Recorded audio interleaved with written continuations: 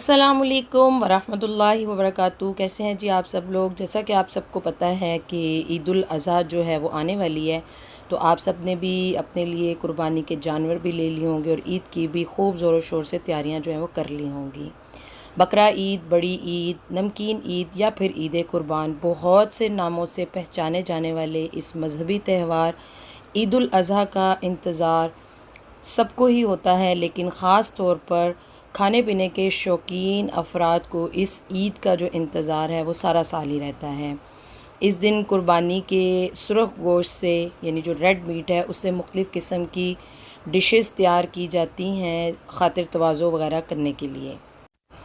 बकरा ईद के हवाले से अगर हम लोग बात करें तो कुर्बानी के बाद सबसे पहले कलेजी वगैरह जो है वो बनती है। उसके बाद गोश्त की सफाई होती है।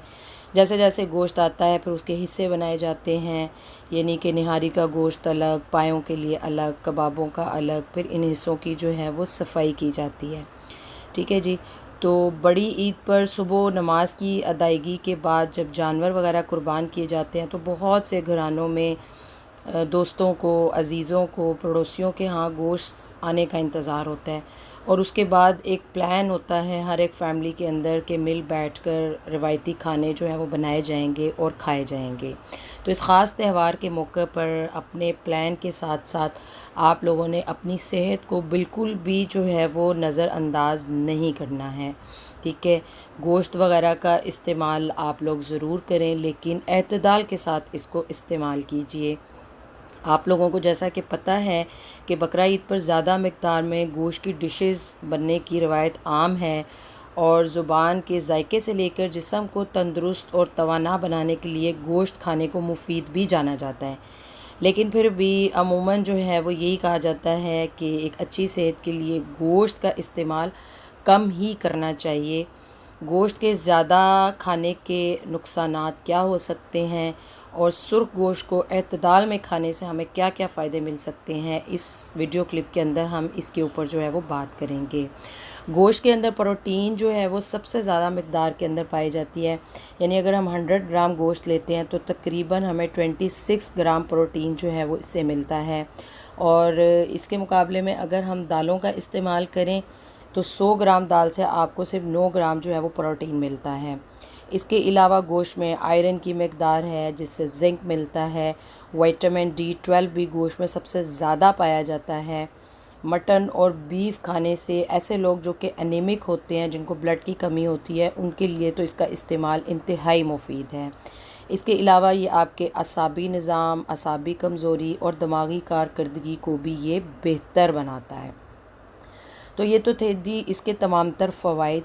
लेकिन जहाँ तक बात करें कि रेड मीट खाने से किन लोगों को मोहतात रहना चाहिए, तो ऐसे तमाम तर लोग जो कि आर्ज़ाए क़ल्ब में मुब्तला हों, उनको गोश्त खाने में बहुत ज़्यादा एहतियात की ज़रूरत होती है। तो ऐसे तमाम तर लोग जिनको यूरिक एसिड के प्रॉब्लम्स हों, या उनका कोलेस्ट्रॉल लेवल हाई हो, या उनके ट्राइग्लिसराइड्स लेवल हाई हों, यानी उनके जितने भी लिपिड्स हैं वो हाई हों, या उनको दिल का कोई मसला हो, या उनको ब्लड प्रेशर हाई रहता हो, तो ऐसे तमाम तर लोगों को गोश्त खाने में बहुत ज़्यादा एहतियात की ज़रूरत होती है। क्योंकि आपको पता है इसमें कुदरती तौर पर कोलेस्ट्रॉल जो है वो मौजूद होता है, और अगर आप डेली बेसिस पर इसका इस्तेमाल ज़्यादा करेंगे तो इससे फिर कोलेस्ट्रॉल की मिक़दार भी बढ़ सकती है और आगे जाके मज़ीद किस्म के आपको मसाइल से जो है ये गुज़रना पड़ सकता है। तो ऐसे तमाम तर लोग जिनके ख़ानदान में आर्ज़ाए क़ल्ब हो, उनको बहुत ज़्यादा एहतियात के साथ जो है इसको इस्तेमाल करना चाहिए। इसके अलावा चलें एक आध दिन के बाद फिर कोशिश ये करनी चाहिए कि गोश्त का इस्तेमाल जो है वो मुख्तलिफ़ किस्म की सब्ज़ियों वगैरह के अंदर किया जाए। ठीक है, तो फिर इंशाल्लाह आपकी सेहत पर इसके कोई मुज़िर असरात नहीं पड़ेंगे। इसके अलावा अगर आप बारबेक्यू वगैरह करते हैं तो उसके साथ में सैलड का इस्तेमाल ज़रूर करें। सलाद के पत्ते इस्तेमाल कीजिए, खीरा, टमाटर वगैरह जो है इसका इस्तेमाल ज़्यादा करें, ताकि आपकी सेहत भी जो है वो बहाल रहे। ठीक है जी। इसके अलावा जब भी आप रेड मीट का इस्तेमाल करते हैं तो कोशिश कीजिए कि इसमें ज़्यादा जो है वो इसकी फ्राइड वाली चीज़ें ना बनाकर इस्तेमाल की जाएँ।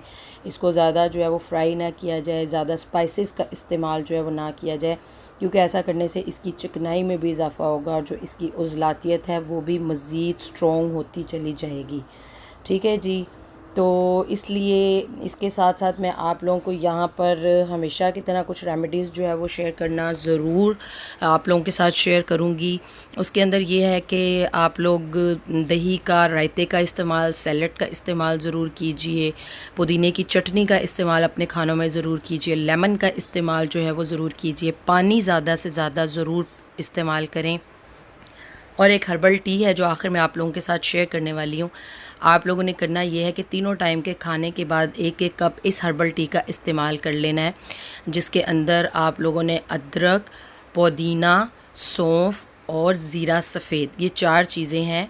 यानी छोटी आधी चम्मच ज़ीरा सफ़ेद, छोटी आधी चम्मच जो है वो सौंफ, आधे इंच का अदरक का टुकड़ा, 3 से 4 टहनियाँ जो हैं वो पुदीने की, 3 कप पानी के अंदर बनाकर आप लोगों ने इसको हर खाने के बाद जो है वो इस्तेमाल करना है।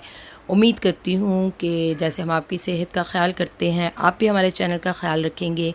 तो अगर वीडियो अच्छी लगे लाइक कर लें, शेयर कर लें, चैनल को सब्सक्राइब कर लीजिए और कमेंट करके ज़रूर बताइएगा कि आपको हमारी वीडियोस कैसी लगती हैं। दुआ में मुझे याद रखिए। अस्सलाम वालेकुम व रहमतुल्लाहि व बरकातुहू।